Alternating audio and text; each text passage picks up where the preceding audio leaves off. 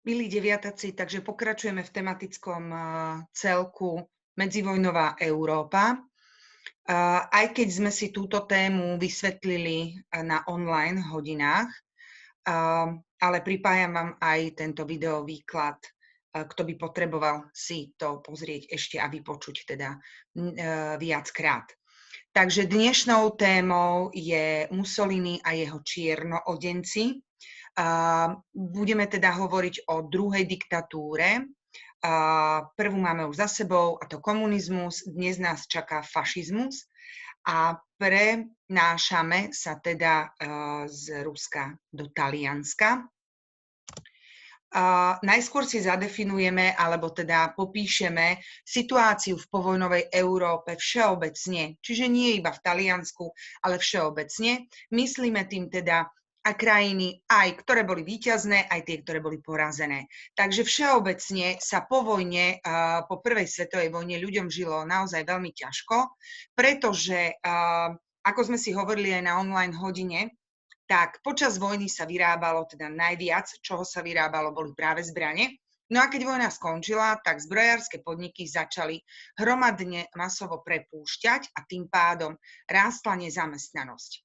Keď rastie nezamestnanosť, ľudia sú nespokojní, to znamená, začínajú vychádzať do ulic, je množstvo protestov, demonštrácií a toto je vhodné obdobie na uchytenie sa práve týchto diktátorov.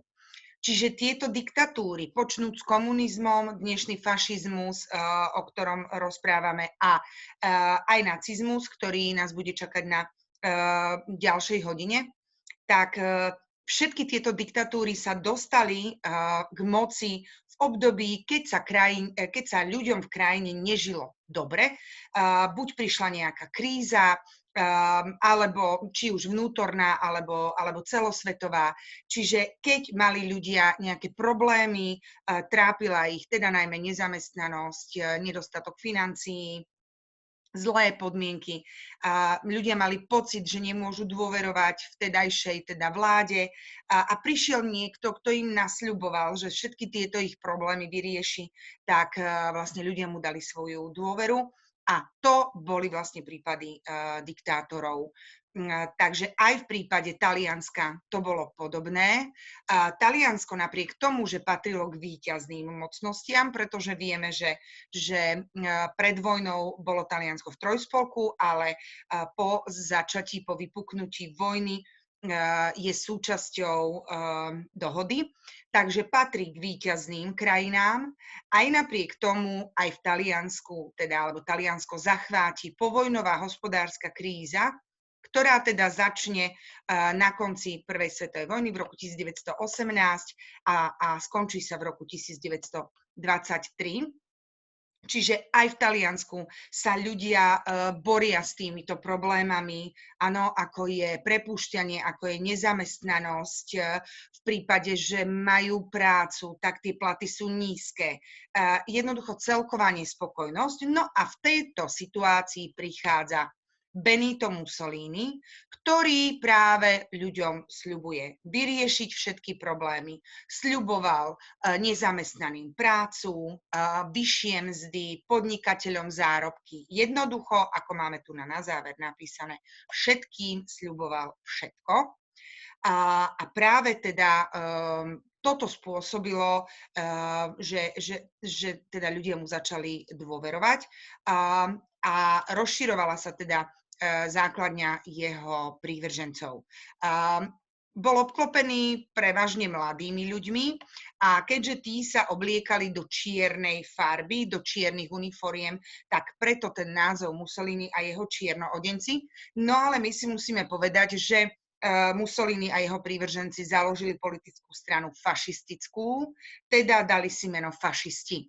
Skrytá otázka na dnes, teda to, čo nebudete mať v poznámkach, je, od čoho je odvodený ten názov alebo to pomenovanie fašisti. A my sme si to počas online hodín hovorili, čiže nebude to náročné, len keď si toto video nepozriete, tak nebudete vedieť, že práve toto je tá otázka. Takže skrytá otázka pre tento videovýklad je, od čoho je odvodené teda to pomenovanie fašisti a odpoveď je z latinského slova fasces, čo znamená v preklade teda prúty zviazané červenou stuhou a so sekerkou uprostred. Takže zhora teda. My sme si to aj ukazovali a do prezentácie, alebo teda možno aj do tých poznámok vám vložím ten obrázok. Keď nie, tak si to pozrite na internete, keď zadáte Fasces, tak tam vám to ukáže. Čiže fašisti vytvárajú polovojenské ozbrojené organizácie, no a títo fašisti vlastne provokujú zámerne v uliciach a stupňujú ešte tie nepokoje, pretože na čele Talianska stojí kráľ a Mussolini potrebuje teda získať si dôveru kráľa, takže títo jeho prívrženci naozaj naschvál zámerne stupňujú ten teror a nepokoje v uliciach a Mussolini je ten, kto vlastne sľubuje pokoj a upokojuje situáciu, aby vlastne pred kráľom vyzeral, že on je ten, koho Taliansko potrebuje a že on je ten jediný, kto dokáže túto situáciu upokojiť. Podarí sa mu to a v roku 1922 dostane Mussolini poverenie od talianskeho kráľa zostaviť vládu. Takže ak sa vás budem pýtať, že či sa Mussolini dostal k moci legálnou alebo nelegálnou formou, správna odpoveď je legálnou, pretože teda získava poverenie od kráľa na zostavenie vlády.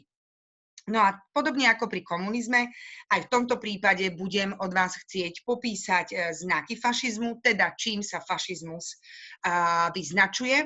A sú to tieto tri. Takže prvý znak, fašistická strana odstraňuje všetky občianske práva a slobody. To znamená, že pri svojich krokoch, pri svojich vyhláseniach, pri svojich požiadavkách fašistická strana nepozerá na to, či je to obmedzovanie občianskych práv a slobod alebo nie.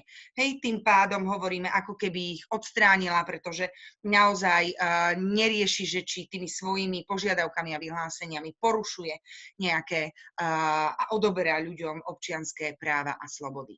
Druhý znak je, podmaňujú si súdnictvo, školstvo aj kultúru, ale aj mnohé ďalšie rezorty. Vo všeobecnosti bude stačiť, ak mi budete vedieť povedať teda, alebo teda poviete mi ako ďalší znak, že všetky rezorty sú obsadené fašistami. Ono je to vlastne logické, keďže to bola diktátorská strana, jediná strana, ktorá vlastne vládla, tak samozrejme, že vo všetkých rezortoch, vo všetkých oblastiach rozhodovali fašisti.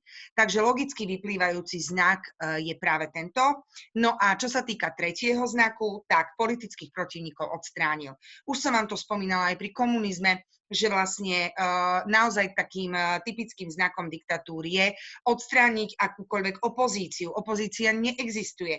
A takisto aj bežný občan si musí dávať pozor, kde vyjadrí svoj názor, hlavne teda ten negatívny, pretože chváli samozrejme, to bolo oceňované, ak niekto teda napomáhal ešte režimu, ale v prípade, že nesúhlasil, tak radšej teda bolo treba byť ticho, pretože nikdy človek nevedel, kedy kto ho udá a práve takíto ľudia sa potom stávali politickými väzňami, boli stávaní pred mimoriadne súdy a boli teda odsúdení predovšetkým najmä teda za vlastizradu, za vlastne kroky proti vládnucej garnitúre. Takže tieto tri znaky fašizmu budem teda chcieť, aby ste ovládali. To je vlastne k tejto téme všetko. Nie je to nejaká dlhá ani náročná téma. Nezabudnite na odpoveď na skrytú otázku. Termín, dokedy mi ju máte poslať, vám napíšem v správe na EduPage.